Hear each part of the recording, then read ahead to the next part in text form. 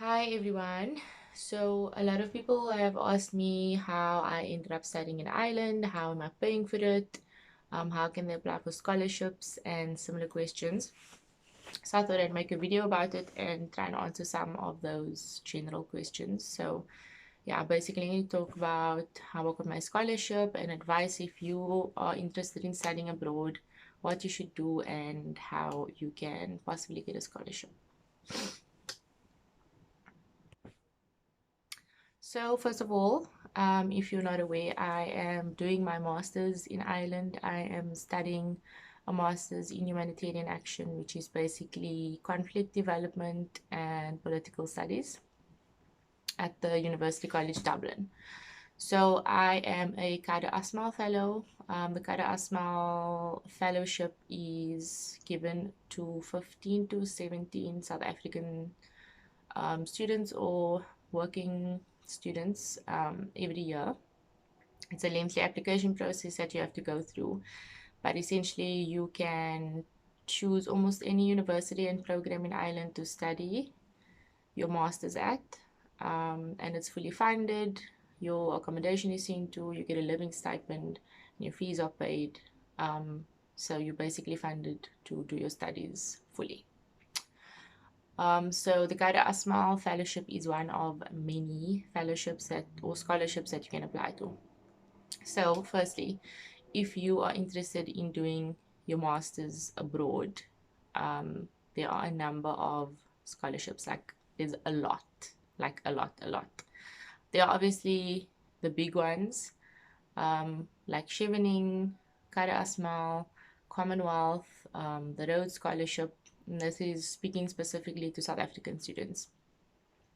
But other than those big ones, there are a lot of other smaller scholarships that you can apply to go and study. For example, in Germany, I think Germany, Denmark, France, the French government also gives master scholarships to African students.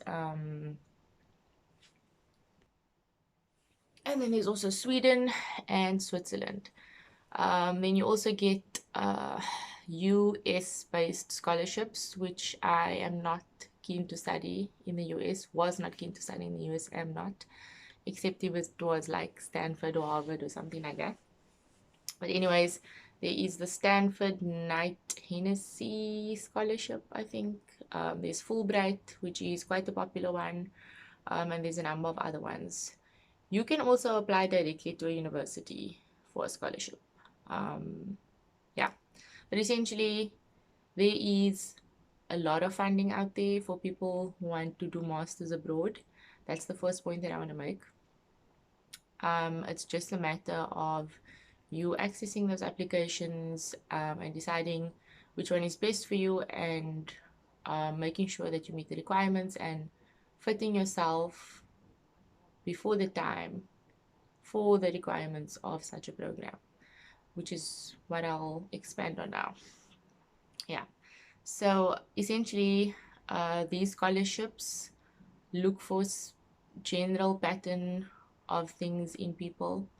They look for like leadership experience and volunteer charity experience is a big thing. So they want to see that you have taken some time to give back to your community or to do some sort of social good, because they want to know that they're like investing in someone uh, who's got that sort of human element and the desire for change and the desire to do things.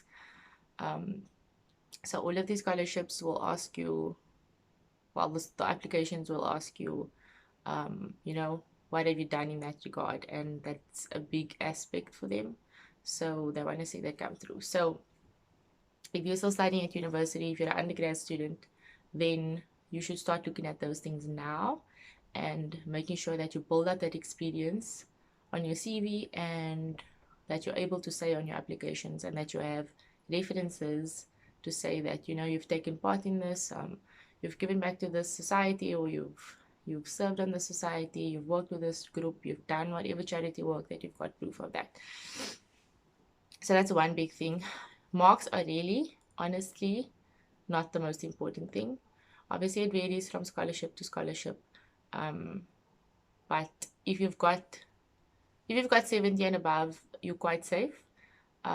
If you've got over 65, you have a very good chance. But if you've got over 70% for like your aggregate or your general marks, then I mean, you're like 80% in my opinion, not a guarantee.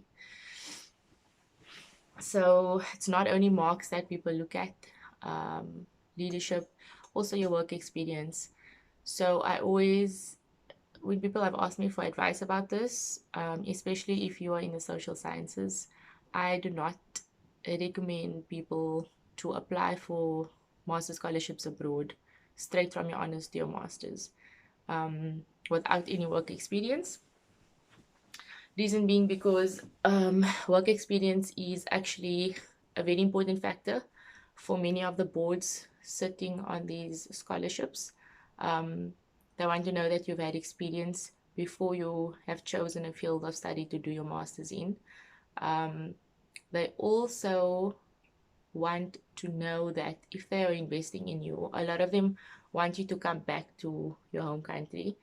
And if you are a fresh graduate, your chance of wanting to stay in the country that you are doing your master's in is higher. And nobody tells you that. So they see it as a higher risk to invest in someone who has comes straight out of an honors degree with no work experience, because you now build a network in the place that you're studying in and you end up wanting to work there. Whereas if you've got work experience and establish yourself in your home country before you leave, there's less of a risk for them in that way. This is what I've been told, so I'm just passing over the advice. It doesn't necessarily apply to every scholarship. So a lot of these scholarships are going to ask you for reference letters. Um, if you don't plan on applying for your master's immediately, like after your honors year, which I did recommend not to do, still make sure that you get reference letters from your academic supervisors or lecturers before you leave the university. Don't wait till you apply to contact them again. Just because like it's harder sometimes to foster that relationship, and it's better for them to write a letter for you while they are interacting with you, and you know then that you have that safe, and you don't have to worry about it when you do end up applying. So even if you know applications open at different times and you might not need it before you leave campus, but just have it on record that you do have it, and so that you can submit it in that way. Some applications will just ask you to put the reference there and then they will contact the reference for you. So make sure that you have someone who is very reliable, because that can impact on your application. In terms of your actual application, all applications will ask you like detailed questions about, like, give an example of when you demonstrated leadership, give an example of this, like why should you be chosen, all of those things. This is one place where you shouldn't be shy to like blow your own trumpet or whatever that saying is. You should not hold back from like explaining your achievements in a constructive way that like shows why they should choose you and why you do have a lot of potential. So imagine that you're writing about someone else when you're writing about yourself, because you need to give across to them that like you're a worthy investment. In Yeah, in other words, you're a worthy investment. Um, some applications have much more questions than others. Some have a few, like my scholarship, the Erasmus fellowship, only had a few questions, and more of them they will ask you in the interviews. So you really need to like put some time and effort into them. Unless you're very good at writing, don't do them on the last minute. Yeah. So many people ask me why I chose Ireland. So Ireland was not my initial first choice. Um, I initially wanted to study in the UK, and I applied for a few scholarships. Um, However, the difference with the Cara Asmal scholarship is that you don't pay anything at any point in the application process. So another thing that you need to be wary of is that with UK applications and US applications, um, you will need to apply to the universities yourself and you need to pay the application fee. So there's no guarantee that you're going to get into the universities you're applying to, and there's no guarantee that you're going to get the scholarship. So you need to have about 5 to 7,000 rand lying around that you're taking a chance by applying to the universities for. For example, Oxford, Cambridge, all the UK universities, applying to them costs about 1,300 to 1,500 rand. So if you've got such money lying around, then lucky for you, but I didn't. So yeah, I didn't pay anything by applying to the Guide Asmal scholarship. Um, Once you get through the first or second round, then you make your university applications and they will pay for it. So that was one thing that when making applications to the UK, you need to have money lying around to make actual applications to the university. Secondly, you need money to write IELTS test. They want you to prove that you can speak, read, and write English, which is really, really stupid because I've been to English university my whole life and I've gone through English school, written papers in English, but they still want us to prove that we can speak, write, and read English. So you're going to have to pay for a test to prove that you can. And that test is also quite expensive. It costs like 1,700 rand, and the certificate is only valid for 2 years. So when you're going to apply to the UK, you're going to have to write the IELTS test. It's going to cost you about 1,700 rand. Heads up. Yeah, so Cara Asmal covers all of those things. You don't pay for anything. They cover all of the tests. They cover university application fees. So yeah, you are at an advantage with that. Another reason why I chose Ireland is because of my politics. Ireland is the only one of the only European countries, or the only European country that was not colonized. They were very supportive of the anti-apartheid movement, so very good relationship with South Africa in terms of like politics. They're very supportive of Palestine and freeing Palestine, and generally like the politics are good. I just like have some sense of uncomfortability deep down inside of me with like applying to a Rhodes scholarship or applying to a UK university because they're still extorting money from me after they colonized my country. Yeah, I mean, I know it's not that deep, and if I was offered a scholarship, then I wouldn't say no to it. But in terms of Ireland, it's just very refreshing to be in a space where like the politics are very similar to South Africa, and in that sense, Irish people are also super friendly. Dublin is a really great city. It's really easy to get around here. It's not like scary and big and where you can get lost.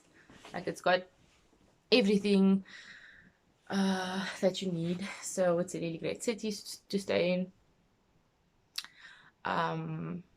And my university itself is the biggest in Ireland, considered the best by many. It's also the largest urban campus in Europe. It's a really big, really beautiful campus. So you can check it out. It's called University College Dublin. Yeah, so that's why I chose Ireland. I would not go and study in America because, first of all, the master's programs are 2 years. Secondly, as a Muslim, I just don't feel comfortable going to America, to be honest. Okay, so I know this was a bit all over the place. I'm just trying to remember like everything that comes to my head. But essentially, what I wanted to say was that if you're watching this and you're in your undergrad, um, I would say like put the steps in place now so that you you're an eligible candidate to get one of these scholarships when you do come to like wanting to apply to it. If you've got nothing on your CV but your academics, and your academics are in your 90s, but you've got no leadership experience, you've got no work experience, you've got no nothing, don't expect to get a scholarship. Like, it's really not about academics.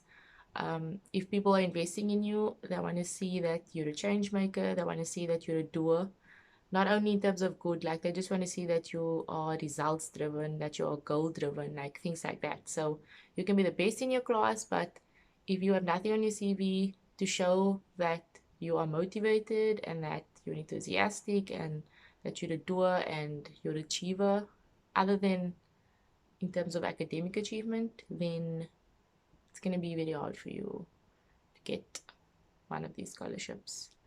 Um, and the thing is that it just takes a little bit of effort. There is so much funding out there that you wouldn't believe. People are throwing scholarships around like it's nothing. Um, and honestly, you just have to put in a little effort and you can have one of the best experiences of your life studying abroad. Yeah. If you have any other questions, you can leave a comment and I will answer them. Yeah.